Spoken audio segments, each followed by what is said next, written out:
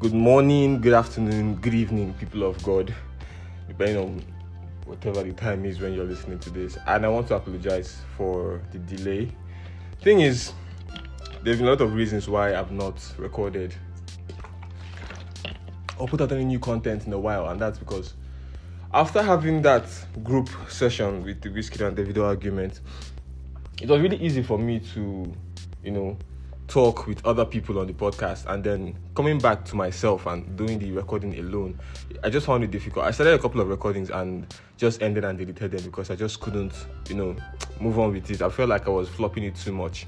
But right now, I just have to, it's my podcast, isn't it? So I have to come out and put some content out there and something reasonable as well. So today, this is an issue that I've had at the back of my mind for a while. And I didn't want it to look, I don't know why I can't plan. But I think you guys will be fed up already by hearing me say I can't plan my podcast, I can't do a table of content so I can follow them. I just keep firing as it comes to my mind. But this thing of church or Christianity in Nigeria, church is big business. So, I've had this topic in the chamber for a while, and I've just not shut it out because I have not gotten enough inspiration for it. But I just saw a movie which I am not going to talk about, but it gave me that extra push to talk about things like this. And I don't mean this in terms of judgment, because I believe in God. This is not some sort of atheist movement. Of course I'm a Christian, I believe in God. I was raised right. I was raised in the way of the Lord. But I just want to say, people are abusing my religion, or for those who are Christians here, our religion, terribly. And one thing I know for a fact is that when you see fake pastors, the reason why Christianity thrives, especially what I would deem as,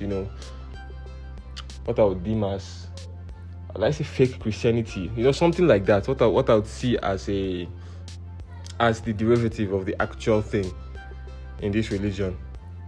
The reason why it thrives, why fake churches thrive and all of that, is because true Christians are almost the most gullible people. True Christians, are the most gullible people in this country. And then fake pastors are the most cunning people in this country. So when you put the most cunning person in the room, and the most gullible person in the room, and you make the most cunning person automatically have authority, he's going to useless the most gullible people. And it's not the fault of the gullible person. Our faith has taught us to believe in God, have faith blindly. You get? I wouldn't say blindly, but you understand, you have to have faith in God because it's not physical, it's not natural. This is not something that you have to use logic, too much logic to analyze when it comes to Christianity. You have to go with your faith and all of that. And when a man says God is speaking through him, you want to believe because that is what you are. That is what the religion teaches you, because God uses people. But we have over 1 million pastors. 1 million pastors in this country right now. And that is mad. It's insane. That is in Nigeria alone. And the truth is, the people who are following these pastors, they do not judge them. I don't know, this is my problem. I want to make a case. For example, do you know that Christianity, the New Testament, oh my God, I think I'm messing this up. I'm going to go with it and release it, however. Christianity, this is a religion that I feel like should promote love, brotherly love, being nice to people. When I used to watch all these shows, is it Copland? There's this show I used to watch when I was little. A lot of these shows, actually Christian shows I used to watch on different channels when I was little. And when they portray, and it's not Nigerian shows, you get it's foreign shows. So when they portray Christianity in a way, it just the bottom line is love. You get me? It's love. That's the thing. People are nice to each other, And when I now compare that with what we see in churches in Nigeria, it just disgusts me because there's so much evil. If you don't know it, know this now. I'm not saying this is not proven fact, but I'm just going to say what I feel. I feel like 70% of churches are not original. This is not really God calling. Like I said earlier, Church is big business, like I said. Do you know that people can just sit down, yeah? Somebody can sit down and think and be like, what's the way forward in this life? How do I make money? And whether they are brought up in the way of the Lord or not, it's just the same reason all of us in this country are looking to make money. And it's a church thing. Yes.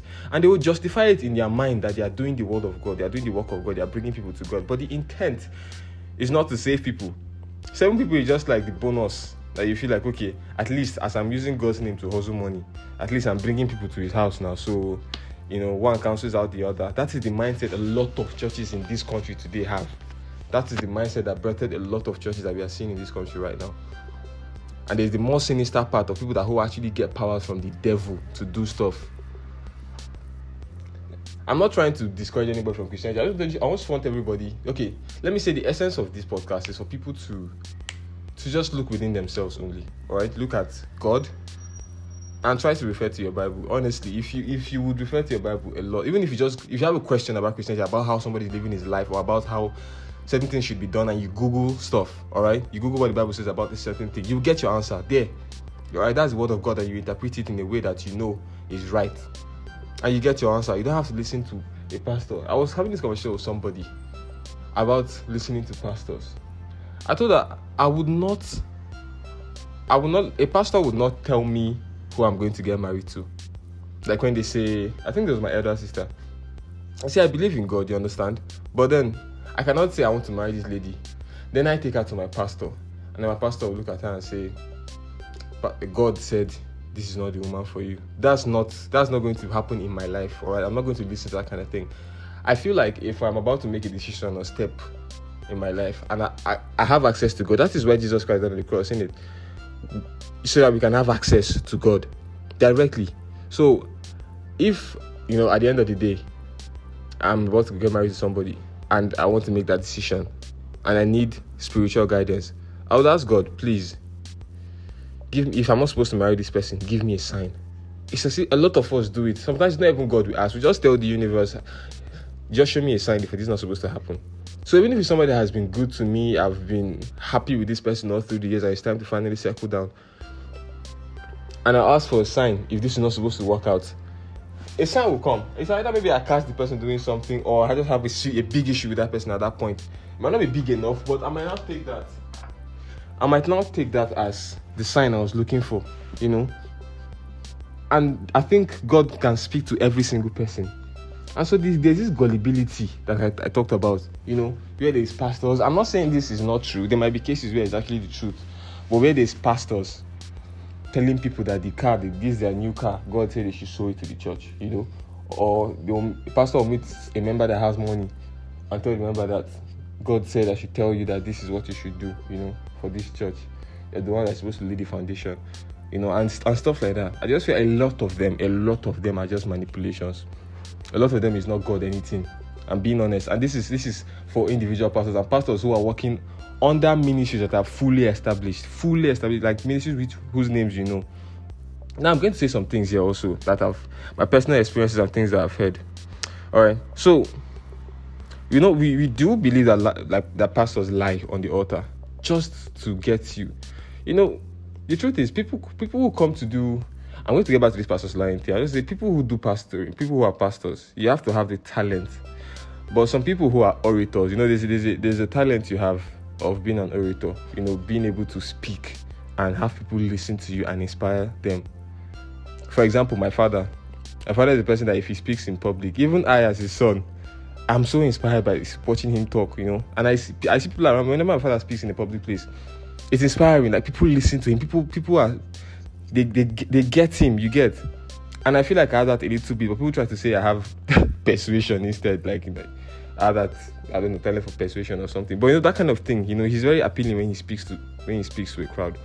And that's like the gift of oratory or whatever. And if you know how to speak to the public, people just automatically say, okay, since you're a Christian, you talk in church, you make announcements, you do one small preaching or the other, they'll say you have the calling, and boom, they open their own church. So I'm saying, when it's not 100% spiritually driven, so people mistake it, or they just take advantage of it, their oratory gift, and use it to do church thing because that's the only place you could be profitable. Honestly, because people don't go to motivational People don't go to motivational talks and TED talks in this country as much as they go to church to be inspired. People go to church to be inspired.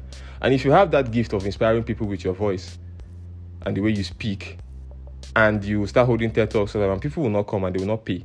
But if you decide to preach the gospel with that talent and then ask for offering and stuff, people will come. So that's the difference, and that's how people go into this ministry. And then, so like as people lie on the altar, I've been on the altar and I have this friend that when he hears testimonies, guy, especially from my church, I'm not going to mention any church name here.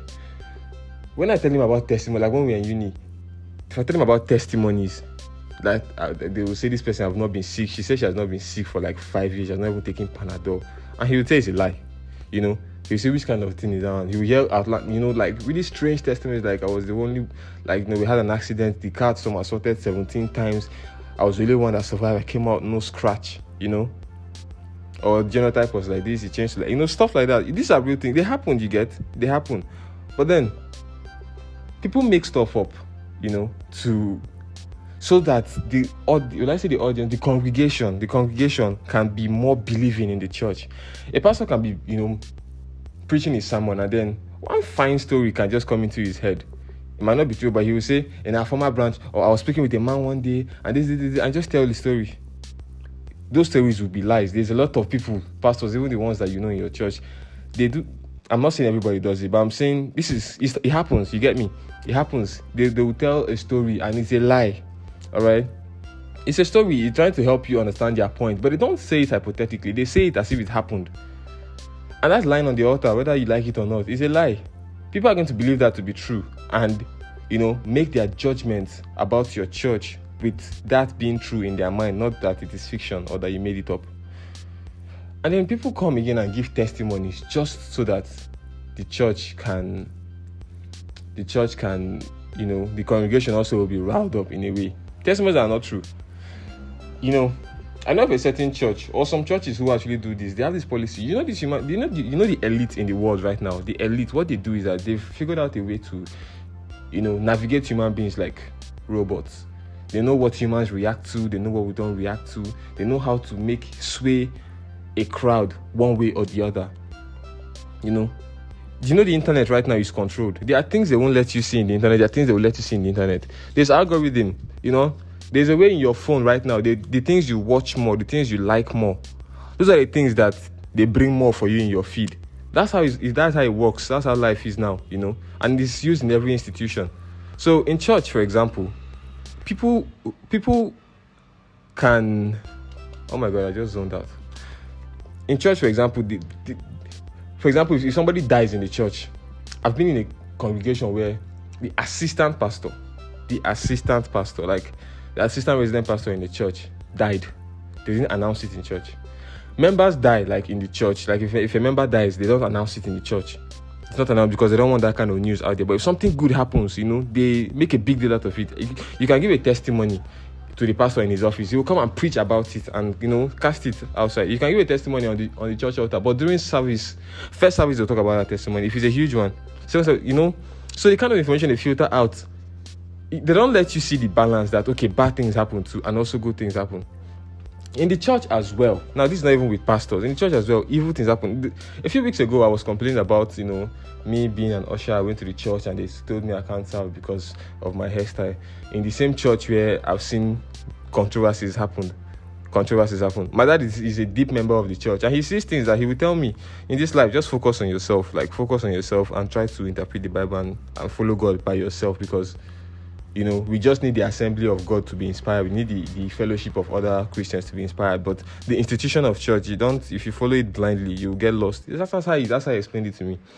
Because I was trying to say that in this church, because he knows controversy and he tells me about these things, things that happen in the church, mismanagement of money by pastors, immorality that happens in the church. Nobody is holy, but I believe in myself that as I am like this, I'm a decent human being. Like, I'm a decent enough human being. I know I try my best to be a good human being, where people will look at this guy and be like, I know, I'm a better person. You understand? That's the kind of life I want. But there are people who use the guise of church to do evil things, and then they are hiding, and they will condemn it in the open, but they do the same thing. And that's what I detest. I hate that kind of hypocrisy. So in that same church now, there have been people who have mismanaged money. There have been members who have mismanaged money, who work as in different other departments apart from not ushering but other departments who mismanage money that the church know about them. And I will say this: the people, or let me say the woman, for example, that brought about the case of my hair. Of course, didn't say it to me face to face. Went to our church leader, the group leader, and whatever. They would know the pastors because these are people like who are high up there in church. They know these things happen in church. A pastor that will steal money from the church that it will cast, but it won't cast to the members. You understand? A pastor that will steal money from the church, they would know about it. But tomorrow she will see that man in the market. Daddy, I'm bent for him. He will touch her head and all of that. That's somebody who stole money that you know. But then you not say young boy and say because of his hair, yeah. You understand? So hypocrisy happens in church and it's disgusting to see. It's disgusting to see. Another thing is this, deliverance. Like I said, good Christians are really, really gullible. There was a time one woman, around 2018, 2019, one woman casted. One woman that had this thing with her hand, or was it her leg, that it's as if it's called, I can't describe it, man. It's as if her body is, have you seen an uncircumcised penis? Like how it is in a shell. So it's as if her hand entered inside, her for heaven's sake. Like her hand entered inside her hand. Oh my God, this is difficult to explain. Alright, but however, she had this issue with her hand that made one short and made it very short and then very fat. And then there's a way she begins to twist the hand. It begins to elongate and now it now looks like a normal hand. But at first, it will look very, very compressed, like the hand is compressed and fat. And then she will do shaky, and then it will start, like how a penis gets erect, it starts getting long and then gets to the normal. And then she casted, they saw her different, there are videos of her now at different churches getting delivered for the same issue, like the same woman, different churches, even popular churches, getting delivered. And then I had my friend in school then, he saw this and said, wow, that this church, that his parents are always because he said he didn't trust that pastor, the way he does his things, that is, kind of, and I'm not one to judge pastors, of course, because I still don't know who is real and who is fake, but I just know 70% of them will be fake. So she said, that he's going to send this video to his mom because they're always following this pastor at the back. And I was waiting for the outcome of that. And he said, no, nothing like that. They said, it's just how his propaganda is this. And people are still, I don't think up to 10 people left the church. This is a church that has churches nationwide. You understand? But they still have the same pool. That didn't happen. That's the gullibility level. People just follow, they still believe the pastor 100% even after that kind of controversy. There's another one again that, has been in a controversy for sexual assault, raping somebody. As big as that kind of issue is, he's still running his church perfectly well, still has the same amount of fame. I see there's no stain on his name. And this is what I'm talking about. It's so blind. I'm am I the only one that can see this? These people, can't they see that this is fucked up? This is, I won't say fake, but these people are not any different. You're looking up to them and they are just terrible. They do terrible, terrible things. And they're the ones who are not even exposed yet. If you go and do a proper recon and you start asking members of a church or church that has got controversies, ask real questions about the pastors and stuff like that, you're going to discover things that are appalling. I've been to a church where they were doing this, the deliverance thing. I've never been a fan of this thing where you call out somebody and you start delivering them, they fall and they are rolling all over the place and they are shouting, who are you? Hey, I am this, I want to spoil her life, she did not do this to me. I'm not a fan of that kind of thing. I don't know if it's real or fake, but what do I know? I don't know how the spirit manifests in the spirit world. I don't know, but I just not been a fan of it. But then I've been in a congregation where, as a result, they now called me out. Not called me out, but touched me. So that kind of thing. It was they wanted to deliver me too. So I'm not perfect. I have things, I have things. I thought, they would put my business out there because they're talking to people and they will call somebody out from the crowd and say, you have this person. This was happening in your life, what's happening in your life, and they, yes, pastor, and they'll start crying. So I was like, wow, it's about to happen to me now. Change my life forever, And then when I got called out, and I was waiting for my turn to be touched, and this pastor was basically pushing me. No, I'm not going to. This is not a lie. Like, I didn't want to stain my clothes, obviously. I didn't want to fall. But, they will hit you. It should be the power hitting you, right? Because when you're watching it from the congregation, from the stands, you think it's the power that is hitting these people and they're falling down. But this guy was jamming my chest. He was jamming my chest. And I would fall carefully and sit on the floor. And the ushers or the guards, whatever it is that are holding you from falling dangerously, they will help me back up. And then I won't say the gender of the pastor, but they would hit me again and hit me hard. I mean, I was almost offended because my glasses are expensive. They fell, and I didn't want anybody mistakenly matching it. So just offensive. At the end of the day, what was the prophecy? Be careful of friends. It's not everybody that says, obviously, guy. It's not everybody that they say is my friend is my friend. I don't trust all the. So which one is be careful of friends? After all of that, beating. So, guy. But it just further went to prove my point that how do I believe all these people? So just focus on yourself. If you need deliverance, pray. And then real life solutions are real. Real life solutions are there for a reason. God is the one that made medicine as sophisticated as it is today. All right. If you have a problem with weed, smoking, gambling, whatever, and you need help with those problems, there are support groups, there are therapists. These things are not devilish. But the congregation, the church would want to make you feel like seeking help is a sin. The way they talk about pastors, talk about doctors, for example. They will say a doctor is God will disgrace the result of the doctor or the result of the hospital. These people are here to help you. Somebody will be sick. My dad has done this before to himself, but I'm pretty sure he has learned he's not going to do that again. When he was sick one time, I said he's not going to take the drugs. He's going to pray his way out of this. What the? Oh God, the man's sick, eh? He got well eventually, but I'm pretty sure his antibodies, because there's divine healing, you understand? But when your body has struggled with something and your body eventually wins, you would know. So, but he needs to suffer then, and then you can just take medicine that God provided and then you'll be well. You don't have to suffer yourself and say, because the pastor said it. Because the pastors know that your antibodies work. They know that you will suffer, but you will now get well, and then you will now come and say you did not take drugs, and because of this pastor prayed for you, you'll be fine. And then the crowd again is going to key into that, and the cycle begins all over again. And these people know. Some of these pastors are very cunning. They know exactly how life works. They know what you want to hear, I've had a pastor that I used to cringe whenever I go to church when this man was there.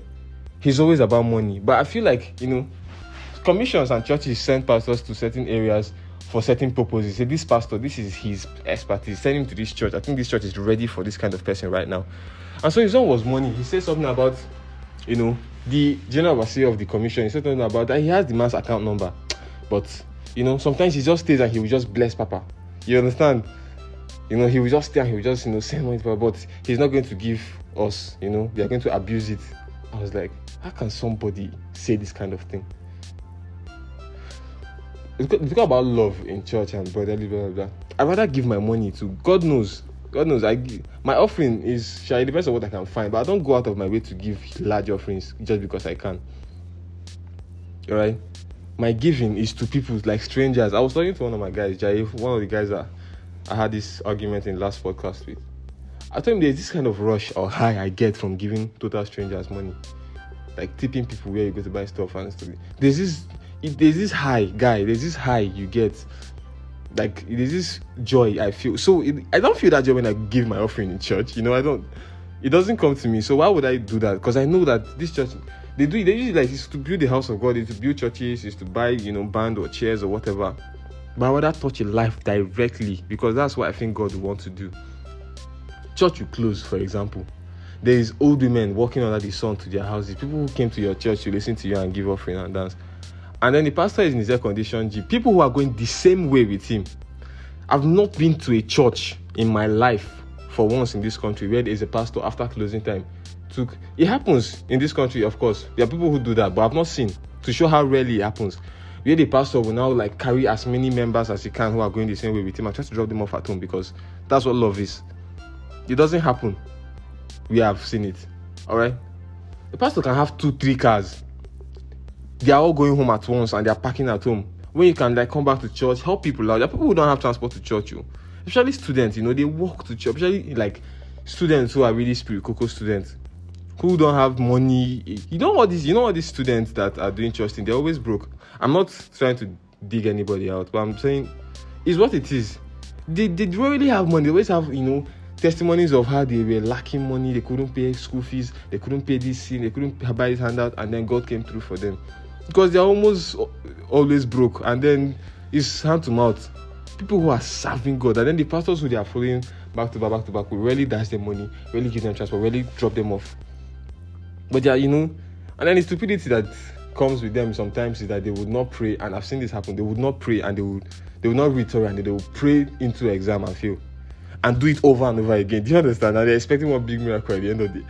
So I'm just saying we should try to use logic when following Christianity. Especially in this country, we are all going to be doomed if we allow us. So educate your parents, educate people who you know are fanatics. Stop looking at people. Check what the Bible says. I can't believe I've been speaking this long because my mouth is even paining me. But this issue is something that really pains me because I see it day in, day out,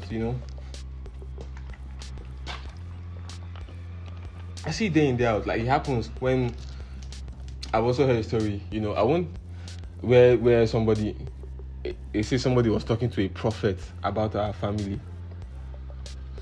And prophet says they are seeing that something good is about to happen.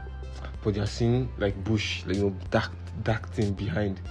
Please, can you tell me one family in this country that thing will not apply to, that will not say, yes, it's true. Every family in Nigeria right now, especially every average family, any pastor can open mouth and tell any family right now that that I can see something big is about to happen in your house, but there's something behind that is stopping it. Every family will be like, it applies, because it's a very easy story to tell. And then they will say that, and then family will claim it. And then they are telling you, okay, you have to bring money because we are about to do, because it's not a church, it's like a prayer band, a prophet group. And so you have to bring money for the things you're about to bring. Are you? So now what I'm saying, this could be true, this could be real stuff, But I mean, come on, it's difficult for me to believe it. So why would I believe it when it's difficult for me to believe it? Especially seeing that what we are doing. So some people might take this as a pastor who has a private jet. I mean, if God has blessed your commission, it's not bad to buy a jet, it's not bad to buy a car, because this life, you're supposed to come and enjoy you. Somebody who is doing the work of God, like seriously the work of God, should be blessed, should be rich, should have money, you get? And so nobody should judge you for having money. But then, what humanitarian, love are you actually showing with the blessing God has given you? Because that's the essence of it. My father keeps telling me that, any money you're making is not for yourself, it's to help the people around you. And that thing is so stuck in my head. So I feel like that should be if my father knows that, then those people who own big churches should know this as well. So if you want to judge a pastor, think about it. How much humanitarian stuff is he doing? Aside, because he's supposed to enjoy life. Don't say he has this big house, pastor. These are offering to. No. But is he doing humanitarian stuff outside? If they're running the church like a business, what is the profit then used for? You understand? So if pastors are not doing humanitarian stuff and then are really big on collecting money, there's a red flag. I just know there's a red flag. I'm going to have a conversation about this with somebody who can argue with me. All right, I don't want to seem so sure, so like I know or no. I want to have this argument with somebody who can give me the other perspective of things, and I will. But for now, well, I think I'm done for now. So peace out, guys. Thank you very much for listening to this podcast. I really appreciate everybody. Please share the link and tell me your thoughts. Tell me what you think. All right. So see you guys later.